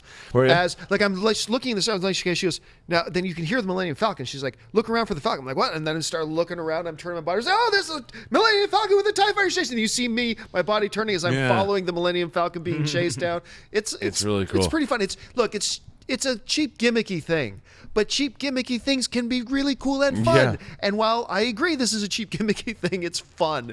I really had a good time if with I it. see anybody with a weird cardboard box going like this, I'm not going to make fun of them because I've experienced it, and it's pretty cool. It's like you're looking at sand, and you're now there's outer space. There's a Millennium Falcon, and it's a really cool passive voyeuristic weird VR journey into a Star Wars landscape. That's the best way I could describe it. I guess it only takes about 2 minutes too. It's pretty short. Yeah, If it's that, quick. yeah. Well, Little there's episodes. going to be a bunch of Yeah, them. they release different episodes for it, yeah. Okay, what's next? Well, let's talk about Star Wars Battlefront. That's something I have gotten to experience on a very limited basis this past Thanksgiving. And one of the few complaints that fans have had about Battlefront is that while the game itself is awesome to play, it just seems like you bought the game and then you have to buy everything else. So it really is like a $100 game because you have to buy all these other packs and maps. But DICE EA came out and said that, okay, we're going to release some free content in the future, some new star cards, new maps. So that sounds like they're starting to hear that the fans are a little upset at how much it's costing just to play what would amount to one normal video game. Seems like the right move to me. I think it's the perfect move to make because you don't want to, and you want to take care of the fans too, especially after everyone rushed out, bought it. And if that's one of your main complaints and they're listening to the fans, then bravo to them for doing it too. Because I have been playing the game and I enjoy the game very much. It's a lot of fun to play with fans and with the fellow Star Wars fans, and it's yeah, I think this is a good move for them to do. Do you think this is a good move? I think it is. I haven't actually played the game yet. I've watched other people play it. So I feel like I'm watching a movie of just extended fight scenes, which is in Star Wars world. It's pretty awesome. Yeah, I think that makes sense. I think, when you charge $59.99 for a game, you should get the whole game. And then a DLC should be like an entire, here's a whole other world. Here's a whole other adventure. It shouldn't be piecemealed out. So I think they're doing I give them no credit for Nothing? this. None. Why? Because they should have done it You right off the get bat? no credit for stopping doing something that you should never have been doing in the first place. It's like, you guess, if I start punching a Schnepp in the balls right now, and I start punching him, and then I stop, where Mark and Christian go, what a nice guy John is, stopping punching Schnepp in the balls. That was really nice of you, John. Good guy. No, shouldn't have been doing it in the first place. But the fact that you listened. The fact that you listened, he says, stop it, stop it. I still give no credit because he shouldn't have been doing it in the first place. And that's the thing. It has stopped me from playing the game. Because what everybody started telling me, I was getting ready to download it on my new rig. I was getting ready to play it. And a whole bunch of people started texting me. It's like, hey, John, do you know this, and this? I'm like, screw that. No way. You are purposely trying to take advantage of me and my fandom of Star Wars by giving me half of a product and then charging me more later. No, thank you. And I'm not giving you any credit for stopping doing something you shouldn't have been doing in the first place. Mark? I'm having trouble wrapping my mind around this ball punching metaphor. I'm a visual learner. Can I actually see it take place? Yeah, and then right, maybe right, Stand up. All right, I'm ready to get punched in the balls. So what do you think about Stop! Look, I've gotten to play Battlefront on a very limited basis. I'm a neophyte when it comes to playing PS4 in general. I bought my PS4 to play Battlefront, just haven't had the free time yet. But during Thanksgiving, I was playing it against my brother, and I had a blast. I didn't need any other maps, and I'm a very simple-minded human being, so that's probably why. And I've never been a video gamer that plays the maps by himself. I like playing stuff like Halo because I can play against other people in a select few maps. I stayed in Hoth the entire time. Then my brother and I went to Endor, where I was Luke, he was Darth Vader, and Dad won every time. All right, so that's everybody getting punched in the nuts. Our next, now normally we go right into the Twitter questions, but every once in a while we like to bring on a segment that is called Address the Council. This is when someone on the council addresses both you guys out there and everybody here, and after that person is done talking, everyone else weighs in. You guys can weigh in as well. I'm going to address the council today because I was lucky enough to stumble upon something that I find to be an absolute gem. I was on YouTube just looking at Star Wars videos like I always do, and I just saw this thing. We were doing our commentary on the prequels, and I had been looking at some prequel stuff, and I saw something that said, The Phantom Menace, the anti-cheese edit. And I was like, what the hell is that? I'm like, I've seen so many Phantom edits before. You know, what's different about this one? And I watched it, and I found myself doing something that I haven't done in a very long time, and that was being excited about watching The Phantom Menace. I watched the Attack of the Clones, and I loved and couldn't stop watching Revenge of the Sith because of these anti-cheese edits. What are they? They do things that I always wanted these movies to do. In The Phantom Menace, my biggest problem with the Trade Federation were those goofy, racist voices. The Nemoidians. I wanted them. I wanted it gone. So, and what this guy did was he edited in subtitles and voices that I believe were the actual alien voices. With Jar Jar, he did the same thing. He cuts back a lot of these kind of cheesy moments. Anakin jumps in, doesn't say, how does this thing work? He uses his instincts and he just blows away the droids. End of story.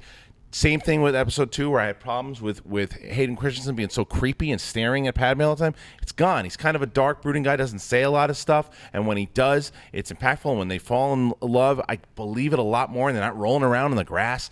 It's just the things that we had problems with. And what it showed me was there are some great stories in the prequels. Really great stories, and this edit to me was something special. If you haven't seen it or checked it out, check out on YouTube the anti-cheese edits, whether it's Phantom Menace, Attack of the Clones, Revenge of the Sith, and tell them that the council sent you. But you guys, I don't know if anybody has seen any of them. I know that I haven't shut up about them. Mark, what did you say? I was looking at Christian, I got to get rid of the phone numbers that he has of my family and friends. He's texted everybody I know and care about these things. And most people who have watched it tend to agree with you.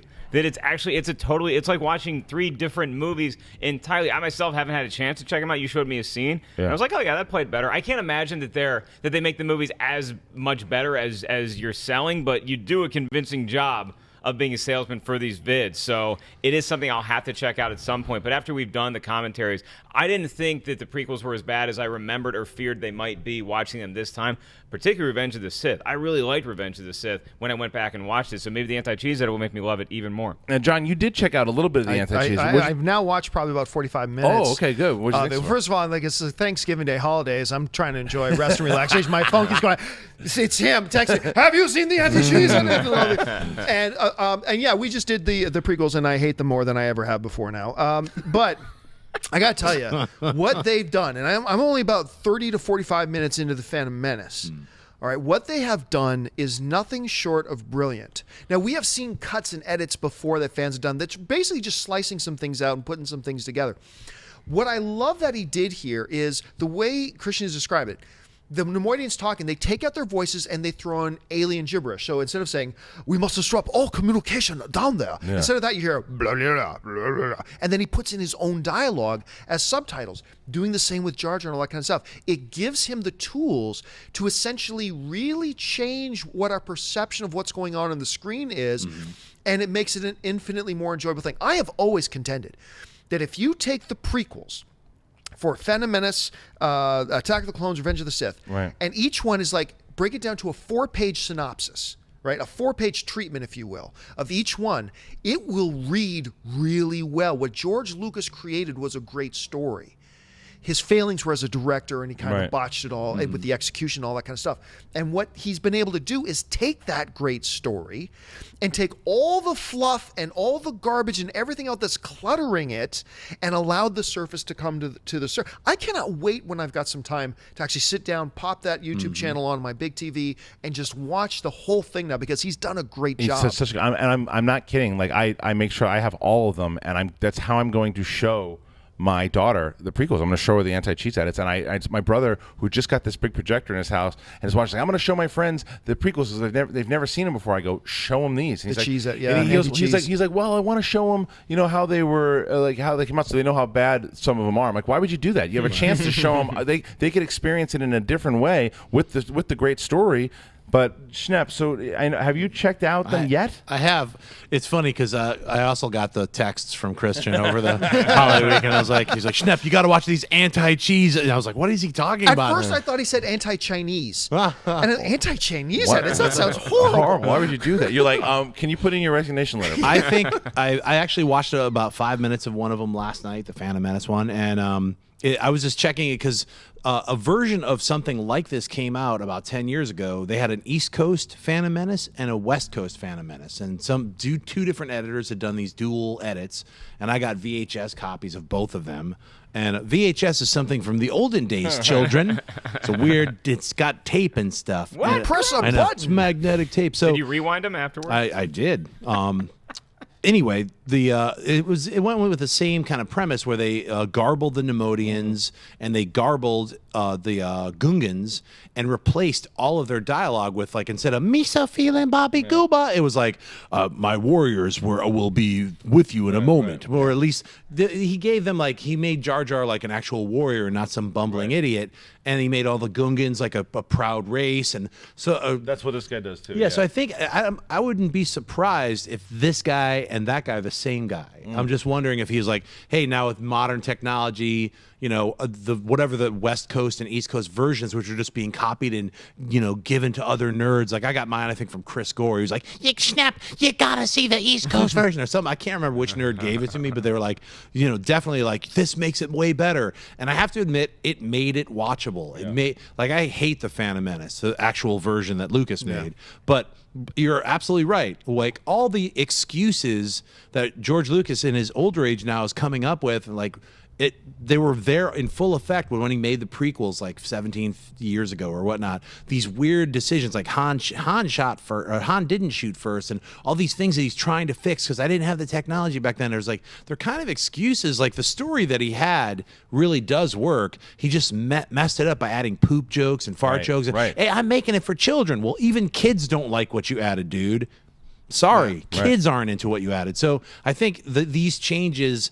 Like, I haven't seen the full anti-cheese, all three of them, but I definitely am looking forward to watching them and seeing them again, especially after the torture of going through all those commentaries we saw, the original ones. So if you guys want to check those out, like I said, just go to YouTube and type in any one of the movies, whether it's Phantom Menace, Attack of the Clones, or Revenge of the Sith. Type them in, put in anti-cheese. You should find them. And like I said before, tell them that the Collider Jedi Council sent you. Okay, now this is where we hear from you guys. You guys have sent in your tweets throughout the week and simply hashtagging Collider Jedi Council. We've picked out some, and we're going to read them. Mark, who's up first? Hang on, I'm getting a text from. I got a text from Christian just now. Said I got to watch the anti-cheese. That's right. Yep. Mo Olivo kicks us off. Do you think we will ever see the Imperial Guard in an upcoming Star Wars movie? Perhaps Rogue One? I don't think you'll see him in The Force Awakens, but I think Rogue One is very possible, and I would love to get an appearance by the Emperor. I don't know if it'll happen, but I think it's possible to see him. John? Yeah, I think it's possible that we see him. I just got an email from my mother saying, "Who is Christian Harloff, and why is he texting me about something called the anti-cheese addicts?"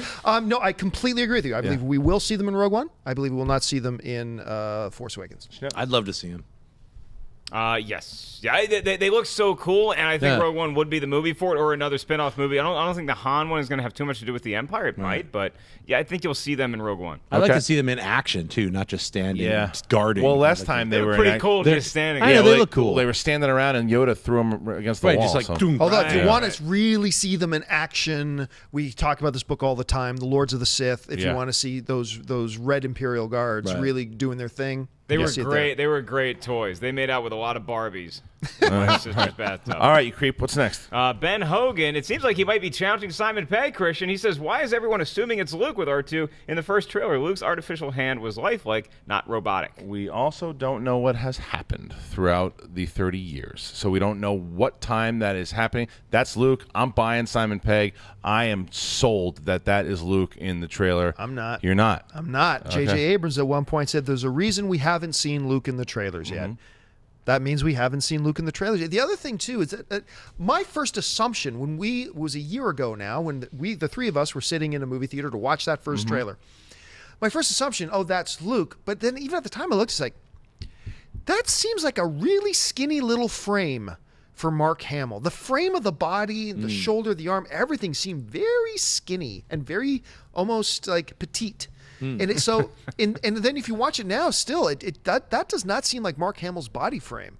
So it could be, but I take JJ's word on it when he comes out and says the reason we haven't seen Luke in the trailers yet well, then I believe that we haven't seen Luke yet. I mean, very well could be him. I just at this point I'll lean towards believing it's not him. And from a certain point of view, JJ isn't lying, even because we haven't actually seen Luke. Sure, it's like that's possible he's covered too. up, but I think that's Luke. Yeah, I do too. And going back to what you were saying as far as the small frame. That charity, Omaze, the one that did the Han Solo one, they just released a new one today with Mark Hamill when he dresses up as a stormtrooper and he's walking around and he looks thin. He looks great. Mark Hamill, I'd never seen him look so good before. Like he's the guy is absolutely in shape. So maybe it's he really got himself in shape too. So maybe it's a different frame that we are used to. Hey, if you want to take a look at Mark Hamill's frame right now, see where he's at. He's playing the Trickster again on The Flash next week.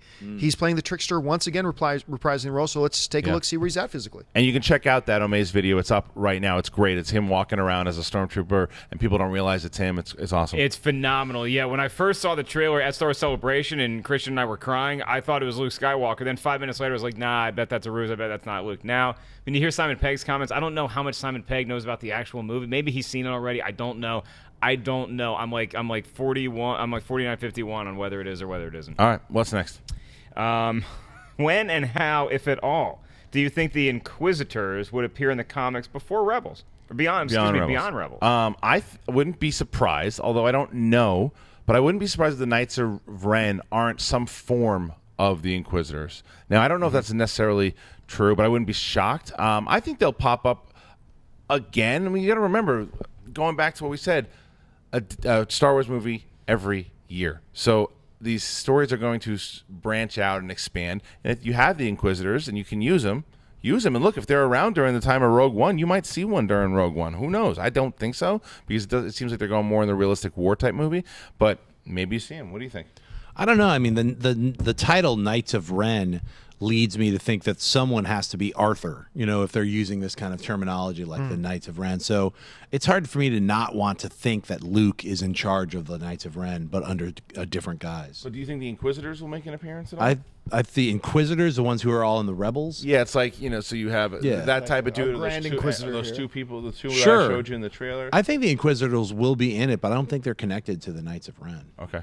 I think the Look, this is going to sound contradictory, admittedly so. I think the Inquisitors are wiped out by the time we get to Star Wars Episode 4. And yet I do kind of believe that the Knights of Ren will be some kind of evolution of what the Inquisitors were. So whether there's still a couple of surviving ones who become something else. Look, we just did a video called the top 10 Star Wars questions this top 10 questions we still have about Star Wars Force Awakens. And one of the issues are, who are the Knights of Ren? And you guys raised up some really good possibilities. Look, could they have been an ancient order that goes back even predating the Jedi and the Sith? That's possible. It doesn't seem super likely, but it's possible. Evolution of I mean, that's the big question. So I don't think we're going to see them in the movies at all. And if one of the leaders of the Knights of Ren is Kylo Ren, he's a huge fan of all things Empire, not just Darth Vader. I think he likes the Empire and what they were trying to do, and a big part of what they had implemented in place were the Inquisitors. I agree with you. I think the Inquisitors were all but destroyed by the time you get A New Hope and Empire, or else why wouldn't the Empire have recruited them to help kill Ewoks? Right. You know, but 30 years goes by and you start doing some research. Like, I think we should get this program back in place. Okay, what's next? Jason Davis writes, looking to get some Star Wars canon books. What are your top 5 recommendations? I'll give you a quick list here. Coming in at my number 5, I have Battlefront, Twilight Company. And then I'm not including any of the young reader novels, by the way. I'm just including the full novels. 4, I have Tarkin. 3, I have Dark Disciple. 2, Lost Stars. And 1, Lords of the Sith. Now, John, I know you've read a few of them as well too. Do you? Yeah, I mean, highly recommend Tarkin. Highly recommend Lost Stars. That's like Lost Stars would be my number 2. Highly recommend Lords of the Sith. That's my number 1. So those are the ones that I would say. Go out, grab those. You won't regret it. Have you read any of the novels yet? No, I would just recommend The Making of Star Wars. Yeah. Those giant tomes. Like there's 3 of them. It's Star Wars, Empire Strikes Back, and Return of the Jedi. Fantastic. I have not read 5 books. Nice. In a very long End of time. statement. All right, next one. Max Helsing says, hey guys, big fan. Do you think, much like Avatar was for 3D film, The Force Awakens could bring a rise to practical effects? I think it could bring a rise back to the Star Wars universe for practical effects. We saw Krampus last night, and regardless of what we thought of the actual film itself, practical effects were cool. They used a lot of practical effects that worked well, and it was a throwback to like the kind of 80s horror, like Stan Winston-y almost. Yeah, so I hope so. I hope that. I don't necessarily know if it'll happen outside of Star Wars, but I certainly think it'll happen within Star Wars. Schnepp? I always say nowadays a good mix of practical effects and CG effects is the best bet. I mean, too many people get too sweaty about like, I want practical effects when they don't really even understand what they're talking about. Like if you're a special effects major and you understand how to fuse those two together, those are the best effects that you'll see because most of the time you won't know if it's a practical effect or a CG effect, and that's the best effect is an invisible effect. It's kind of funny because the question about this and about that the prequel, the Force Awakens is going to usher in practical effects. I guarantee you, there will be no movie this year, not Age of Ultron, not anything that will have more CGI effects in it than Star Wars: The Force Awakens. Star Wars: The Force Awakens will have more CGI visual effects shots than any other film this year. And a lot of practical effects too, right. But it will be the most CGI heavy film of the year. I think more so than that, it's the locations. It's finding somewhere on planet Earth, or maybe in the future otherwise, where you can film something that looks realistic for whatever story you're trying to tell, and not just relying on doing something inside of a studio. All right, 2 more. What do you got? Count Druncula.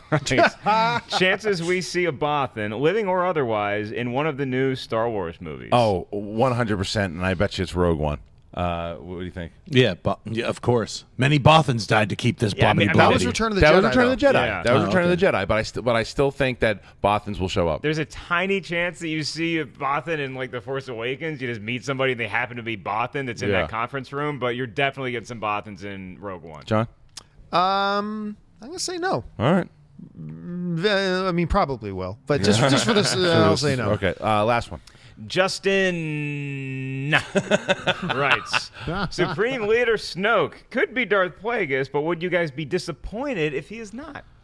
I mean, I think, look, partially yes, but yeah, you would. I would right? partially yes, but also if it's explained that he's somebody else and that it serves the story well and it's a brand new character that I'm going to think is awesome, then I'll get over it. Do I want to be Plagueis? Of course I do, but I won't be so bummed like, oh, you know what? It's not Plagueis. I'm out of here. What do you think? Here's my impression of Christian when he finds out Snoke isn't Darth Plagueis in the theater. Done. Gets up and Done. leaves. That's it. Find a ride home, Ellis. No, because I'm not super convinced 100% that he is. So Yeah, but I mean, what Darth Plagueis and what that storyline has done for us fans, particularly Christian, because I wasn't that familiar with the character, is it set the bar like right here for what we want Snoke to be. Now, if some other storyline exceeds that, then great. But if it's like, oh, he's actually Jar Jar Binks, that's well below Right. what Darth Plagueis is. So it's a nice standard to set. I think that they will equal or exceed it. John? Here, the mistake a lot of fans make is it's great having expectations and having theories and all that kind of stuff going into it, but whether and look, I firmly believe he's going to be Plagueis. I really do. But that being said, I'm not going in. If they were just going to do what I think they should do, then I wouldn't need to go see the movie. Right. I want them to tell the story, and whoever Snoke ends up being, I'm going to be totally cool with as long as the movie's good. Right. If it's not Plagueis, I'll go, oh, hey, I'm surprised. I thought it would have been. Okay, so what is it? It's a good story? Great. Super happy. I won't be disappointed. Snap. Yeah, it feels like it's going to be Plagueis, but I mean, they had the Emperor and then they had Palpatine, so it's like all these guys are always like pretending to be one person, then be revealing themselves later. It seems like that's natural with Snoke. He'll be, the Sith are hidden, so That's what I kind of hope is the fact, because with Palpatine going out, that was the end of the Sith. And so we're not going to have any Sith at all. Jedi thought the Sith were gone for thousands of years, though. That's true, but the question is who? Yeah, it's a long story, Yeah. so It's a long. we'll see. But before we keep forgetting to do this, John, you want to give your question before we All leave? right, here we go. We've been doing this every week that we remember. Yeah. That as we get closer and closer now, and my God, we can taste it now. Yeah. We're so close. All right, the chances, percentage-wise, that Kylo Ren and Rey are actually siblings. Siblings. I think we were pretty much across the board in agreement they are related. Right. But are they siblings? Either the son and daughter of Han and Leia, or the son and daughter of, hey, Luke. Either way, they're Skywalkers, or of the Skywalker line. So I will kick this thing off. And remember, you guys out there, by the way, because we're doing this live today, go ahead and give your percentages right now. Yeah, the percentage chance that they're actually siblings, Right. I am going to 99%. Wow. I'm going to leave that one hair of possibility that they're not. The closer we get, the more convinced I am that they are actually brother and sister. Mark, what about you? Where are we at? Oh, God. God, I always think I know it when you bring this up every week. I'm like, oh, yeah, they're definitely brother and sister. I'll go 80%. And then I start thinking, the cousin thing sounds pretty compelling, too. So I'm going to go up a little bit from what I had. I think previously I had 51% of their brother and sister. I'm going to go up to, I'm going down to 40%. 60% of their cousins. 2%. Ooh! 2%. Big 2%. What were you at? You're You were at 1% last time. No, I think weren't I you? was at 5. You're last time. firmly in the cousins I camp. think if you asked me what the percentage of cousins, I'd say 99. Right. How are you guys so cocky about your picks, though? check out Like, this cockiness, 100%. Whoa. Nice. They are That they're brother and and sister? sister. All right. How are you guys this confident? Did you guys see a screening that I missed? No, not yet. No? We have a DeLorean. So that's it. Those are our percentages. You guys are giving your percentages a lot of all over the board. I love it. I love it. That's the end of the show See, today. 99, 30, 99.8, It's great. 80, 85, 100. There's a lot of great stuff. So Incest, 8%. yeah, There's tons of them out there. So I would like to Double thank Skywalker. the council today and thank you guys for joining us as always. Boba Schnepp, thanks for checking in, man. Where can the good people find you? It's always fun to sweat it out with all you Star Wars nerds. I love it. You guys can follow me at John Schnepp. I'm on Twitter and Instagram, just at John Schnepp. And you can check out my film, The Death of Superman Lives, a non-Star Wars related superhero sweatfest documentary by going to www.tdoslwh.com. Mark to D2, where can the council find you? You can follow me on Twitter and Instagram at 5150Ellis. New stand-up tour dates coming tomorrow on markellislive.com for 2016. And I forgot to mention this on Movie Talk. Tomorrow night, I'm going to be in the YouTube space here in Southern California. And Star Wars is doing a huge event there. Me and my girlfriend are going to it. She got the tickets, and it's all about The Force Awakens. J.J. Abrams is going to be there making a presentation. Awesome. Some stars of the movie going to be there. So stay locked in to Twitter and Instagram because there might be something cool that happens. I don't know. Obi-John Kenobi, John Campea, where can the council find you? You can find me on Facebook and Twitter simply by following me at John Campea. And there's been a delay. I am really, really sorry there's been a delay. But my new book, The Pride, which was scheduled to come out initially in mid-December, has now been pushed to late January. So if you're following me on Kickstarter, I will give an update there to a specific date. Don't worry, I'm not pushing it like 6 months or anything like that. But it has been delayed. Things have been really busy. So once again, you'll be able to check out my new book, The Pride, coming in late January. And before we forget, too, special thanks to Dennis back there and Jonathan. Show can't happen without those guys. So special thanks to them as well. And thank you to you guys for watching. As always, and for me, Christian Harloff, you can find me at Christian Harloff on both Twitter and Instagram. And the thing that you guys have been doing so well, and thank you for doing this, for other Star Wars fans that are out there, if you know a lot of Star Wars fans, share this show with them. Tell them about it, whether it's on Twitter or Facebook. Just let them know that this show's going on, and make sure you click like, share, do the whole thing. We'll be back next week, as always, as we get prepared for The Force Awakens. We're almost there, guys. Stay on target. Stay on target. May the Force be with you. As always. Hey guys, as always, if you like this video, click the thumbs up button. Also, make sure you subscribe to our YouTube channel. It'll help you stay up to date with everything we've got going on here at Collider.